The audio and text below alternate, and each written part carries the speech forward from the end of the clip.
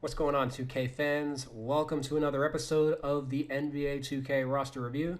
I'm your host, John Markish, also known as the Real 2K Insider. The 2K roster review is going to cover what's going on around the NBA and how it correlates to your NBA 2K roster. The roster used in this video is my PS4 roster, the Real 2K roster. You can find it by searching Real 2K, my username Real 2K Insider, or just by finding it on the top download section. It's somewhere in the top 5 on the PS4. So we're recapping the games from January 1st, 2020. There were 10 games, so let's go over the scores. The Grizzlies blew out the Hornets 108 to 93. The Mavericks beat the Heat 93 to 83. The Pistons got their first win of the year against the Celtics 96 to 93. The Hawks blew out the Nets, getting some revenge 114 to 96. The Bucks annihilated the Bulls by 30, 126 to 96. The Wizards got their first win of the year, blowing out the hapless Wolves 130 to 109. The Lakers beat the Spurs 109 to 103. The Suns beat the Nuggets 106 to 103. I think this puts the Suns into first place in the NBA. The Jazz beat the Clippers 106 to 100, and the Blazers blew out the Warriors 123 to 98. So let's head on over to the Bucks. No real notes for this game. Typically, not a lot happens in blowouts because the starters don't play a ton of minutes. Giannis, he had 29 points, 12 rebounds, 8 assists. Pretty standard game, and they're supposed to beat the Bulls by 30. Going over to the Bulls, they got cooked by 30. Kobe White had 12 points on 4 of 13 shooting, and he's shooting 35% this season. I'm a broken record at this point, so let's just move on from them. Checking out the Celtics. Jason Tatum, he had 28 points. His stats right now are in line with his averages from last year. But Jalen Brown, he's really taken a step forward this year. He had 25 points, shot 12 of 20 from the field. He's producing at an all-star level through 6 games. He's averaging 28 points, 5 rebounds, 3 assists, shooting 57% from the field. Last year, he shot 48% on 20 points, 6 rebounds, 2 assists. So his assists are a little up. His scoring's way up. So we're gonna adjust him a little bit, and checking out his shot rating, his shooting percentages, where he's doing his scoring, is what's most notable. From close range, which is the short mid-range shot from basically 3 to 15 feet, he's 20 of 37 from the field, which is 54%, and from long mid-range, which is 16 to 23 feet, he's 14 of 19, which is 74%. So those percentages are ridiculous. The mid-range isn't gonna hold up at that kind of absurd percentage, but even like a 50% rate would be somewhere in the upper 90s. So we're gonna adjust. We're gonna bump his layup rating a little bit as he's finishing at a high rate. Close shot and mid-range, we're both gonna bring those to 90. His shot IQ, we're gonna just max that out. As mentioned, his passing is up, so we're going to boost his pass ratings as well. Just boost those by 5 points. His consistency we're going to raise up as he's playing at a all-star level, and his steal rate's also up, and I think his block rate's also up too. Yeah, he basically doubled his block rate, and his steals are way up. He's getting he's back at the 2, so he might have more opportunities to pick off passes and get interceptions. So all of these changes bring him up to an 87 overall.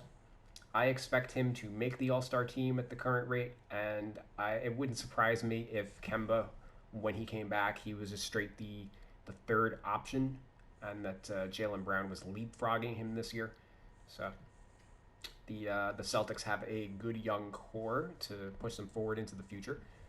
The Clippers, they lost Paul George. He kind of struggled from the field. He had 25 points on 6 of 22 shooting. He was 5 of 13 on threes. He did hit 8 of 8 from the free throw line. And he had 8 rebounds, 4 assists, 6 steals. So pretty solid all-around line despite the ugly shooting. It's always good to see that. Players that can contribute when they're off having an off night offensively are always valuable. Kawhi, he almost triple doubled. He had 20 points, 16 rebounds, 9 assists. It kind of feels like the Clippers aren't getting much help though. Besides, like their stars are pulling a lot of heavy lifting right now. Lou Williams is only averaging 10 points a game, down from 18 points a game. But it isn't that he's playing worse; he's just playing less. His minutes right now are down to 20 minutes a game from 28 last year, and they're missing. It feels like they're missing Trez a little, and they have been without Marcus Morris so far this season. So maybe they're a little tapped in terms of talent in that regard.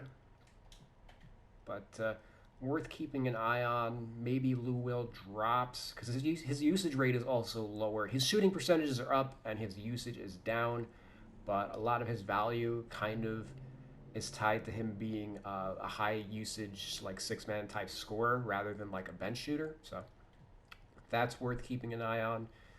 For the Grizzlies, they actually won despite being without a whole bunch of players on their team.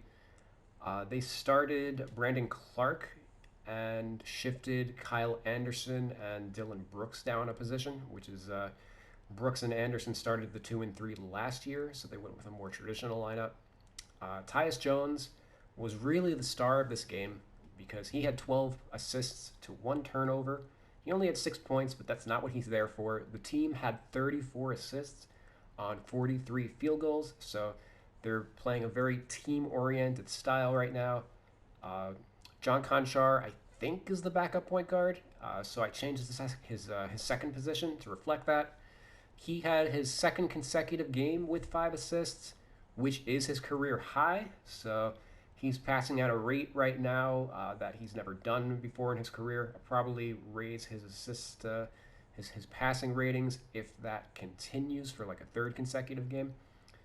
But worth keeping an eye on. I had him at small forward last year, but if Brooks is going to be getting most of the run as well as rookie Desmond Bane at the 3, then I don't see much of a reason to have Conchar at the 3. Going over to the Hawks, who moved up to 4-1, and they got some revenge on the Nets, beating them by 18 points. And they held the Nets to 96 points, so they played a much better defensive game. That was one of the criticisms of the team so far in our last video. Trae Young was quiet with 21 points and 7 assists on 7 of 21 shooting, but he got help from the supporting cast. Deandre Hunter, he had 23 points on 9 of 10 shooting. John Collins had 20 points, and Clint Capella had 12 points, 11 rebounds, and a career-high 6 assists in only his 3rd game with the team. So that, to me, is an indicator that he's more involved on the offensive end than he was with the Rockets, which makes sense given the style that the Rockets play. So that's worth noting for maybe his tendencies and stuff down the line. Maybe his pass rating goes up a couple points, but for now, we're leaving him alone. DeAndre Hunter, though, let's work on him. He's shooting 53% this year compared to 41% last year. Last year, he was probably the worst starting small forward in the NBA, and he's played at a higher level as a sophomore, so the Hawks are pretty happy to see that since they spent the high draft pick on him. He was the 4th pick of the 2019 draft, so we bumped his layup rating 5 points. Let's bump his close rating up. 3-point right at 2 points. Shot IQ, we're going to put it 70. Offensive consistency, since he is playing more consistently, or producing more consistently, I should say. And his rebound rates are up. We're going to put him at a 63 right now. All of this raises his overall by a point. So far, so good for the Atlanta Hawks. Let's go check out the Heat real quick. They lost to the Mavericks by 10, but the game actually wasn't that close as they had a mini comeback in the 4th to make it appear that way. They only shot 37% from the field. Jimmy Butler, he returned from injury but struggled. He had 2 points on 0 of 6 shooting in 27 minutes. That's kind of a wash. I'm not going to really look at that when evaluating his rating, as obviously he's not at 100% right now. But the big takeaway from this game was Andre Iguodala. He continued to start at power forward. And Mo Harkless played some small forward, so I ended up switching their positions, putting Iguodala at the 4 and Harkless at the 3. The Heat are obviously one of the more flexible teams in the NBA, so probably won't be the last time we make a swap like this. And it seems like they're trying to fill Jay Crowder's shoes by committee. Kelly Olynyk has been by far the most consistent power forward on the roster, at least in terms of role and production. Myers Leonard was a DNP in this game, but he had recorded a couple starts prior to all this, and Harkless also got some spot starts as well. So they're I expect them to probably make a trade later in the offseason after they figure out what's going on with the 4 spot. I don't think they're happy with the situation, and obviously Giannis is not an option for them anymore. So I think they can get a little more aggressive with potentially filling that slot during the season. So the Hornets, they lost to the Grizzlies. The starting backcourt, Devontae Graham and Terry Rozier, they shot 2 for 21 from the field, which is about as bad as you'll ever see from a backcourt in the NBA. Terry Rozier had 6 points on 1 of 11 shooting, and Devontae Graham had 3 points on 1 of 10 shooting. Conversely, rookie LaMelo Ball had 15 points and 6 assists off the bench and shot 6 of 14 from the field. So Graham has really been struggling badly this year. He can't continue to shoot it like this for much longer if he wants to hold off LaMelo Ball for the starting job. On the season, he's averaging 10 points and 7 assists, shooting 27% from the field and 31% from three-point range. Last season, he averaged 18 and 8 and shot 38% and 37% on threes. So he's basically producing like one of the worst players in the NBA right now. We're going to drop a couple of his offensive ratings as a result. He really needs to add the floater to his game, as he's one of the least efficient players in the NBA from this range. And we're going to drop his foul rating, his draw foul rating. He's not really getting to the rim. We're going to drop his pass vision because his assists are down. Although it is worth noting that the one thing that Graham does have going for him is a sparkling 6.6 assist to turnover ratio. So we are going to leave his pass accuracy high, but he's not really generating assists at the moment. And his shot IQ, we're also going to drop. And as well as his offensive consistency. So that drops him a point, and he's going to need to play better if he wants to hold off LaMelo Ball for the starting job. Going over to the Utah Jazz. They had a good win. They beat the LA Clippers. Mike Conley had a fantastic game, 33 points, 7 assists, 11 of 20 from the field, 7 of 14 on threes. This was vintage Mike Conley. We've already updated him once this year. He's averaging 21 points on 47% shooting, so we are going to boost his ratings a little bit to reflect what he's doing. Shot IQ, and where is pass accuracy? And that buffs his rating by a point. And if he's playing like vintage Conley, I might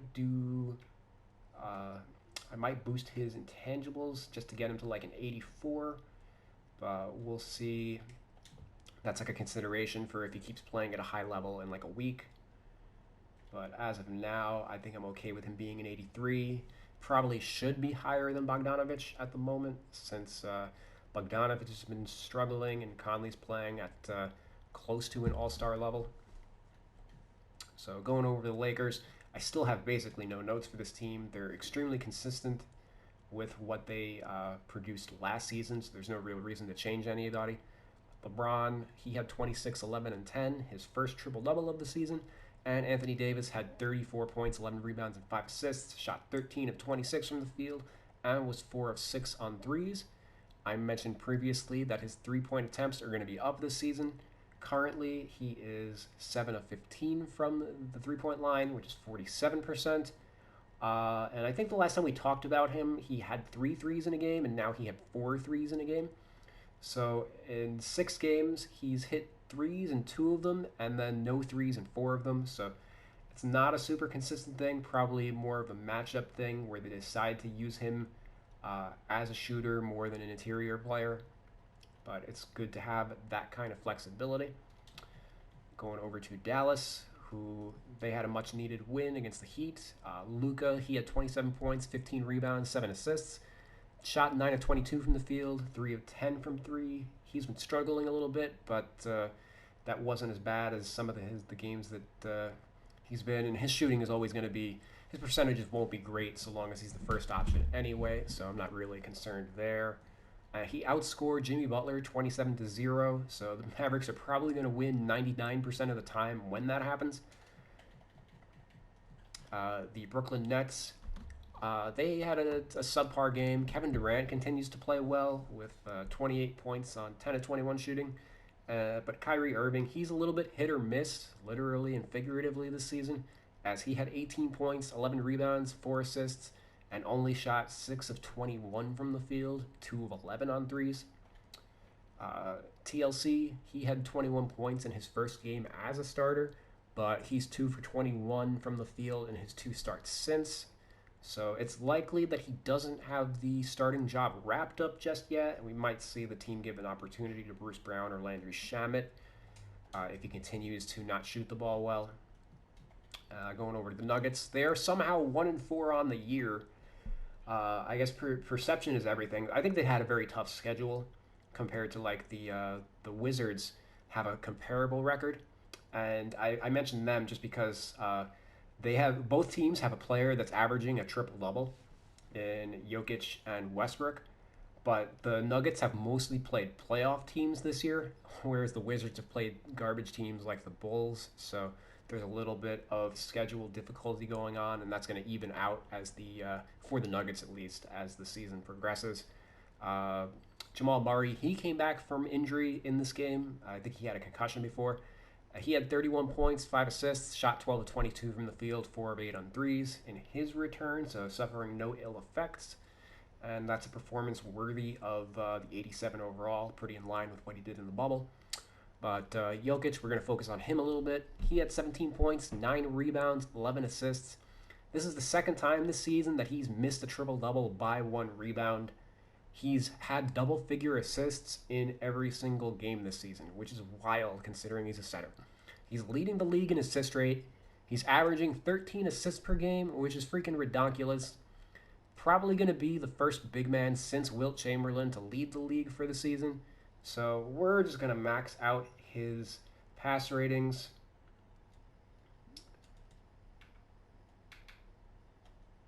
Which is going to raise his overall by a point.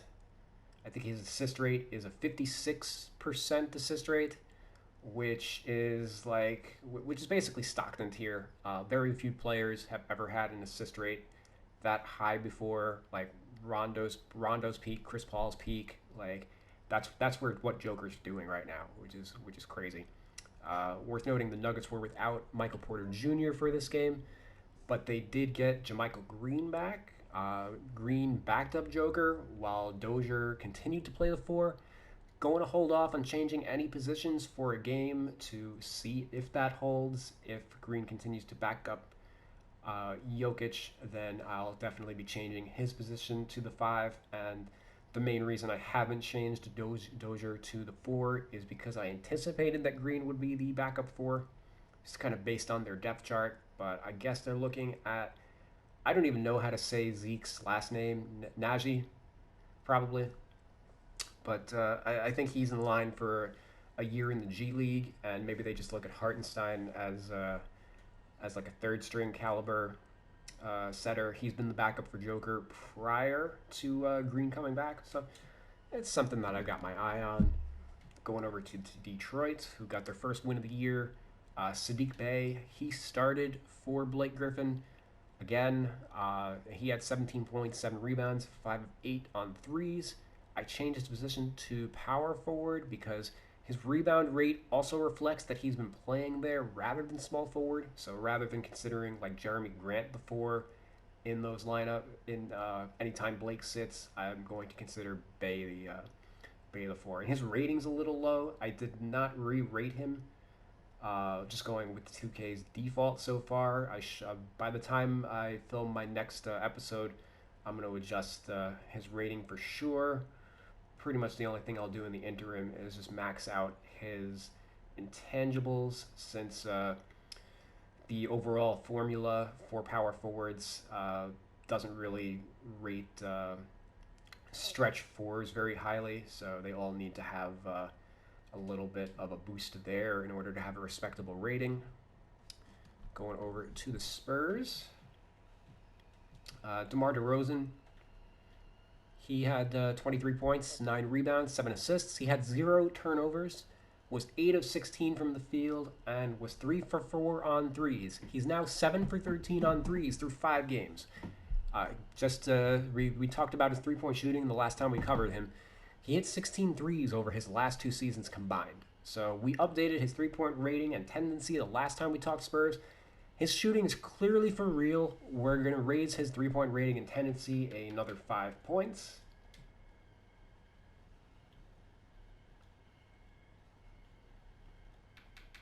And also going to raise the spot-up 3 tendency to make him do it a little more in-game as well. And Keldon Johnson, he had a pretty good game, 26 points, 10 rebounds, 5 of 9 on threes. I already had him at a high rating based on his bubble play, so no reason yet for me to change his rating, but I just wanted to note that because I'm pretty sure 2K Sports has him at something ridiculously low, like a 74 or 75 or something. I don't know offhand exactly what it is. I guess I can check that in 3, 2, 1. Oh no, I hit too many buttons. They have him at a 76. Okay, so not as bad as I initially thought, but still, I think he's worthy of the rating that I've got him at, as he is performing at a high level. So checking out the Suns. Chris Paul, he bounced back. We decreased his rating in the last episode. He had 21 points, 6 assists, shot 6 of 12 from the field. So that's more in line with the point guard we know. It's good to see that he's not dead yet. So maybe he goes back up. We'll see. Devin Booker, he had 22 points, shot 9 of 17 from the field, but only had 2 assists to 8 turnovers. We've already talked about the turnovers when discussing the Suns. Booker right now is averaging 4 assists per game with 6 turnovers per game. So this is a legit problem for him. He's leading the league in turnovers.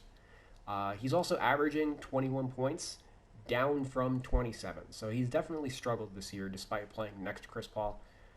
He's playing much worse, but the team is 5-1, and they have a lot of playoff victories, or rather victories against playoff teams, I should say.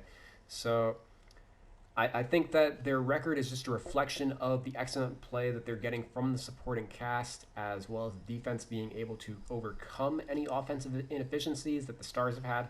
In particular, Michael Bridges and Cam Johnson have been playing very well, and I'll probably bring them up in the future.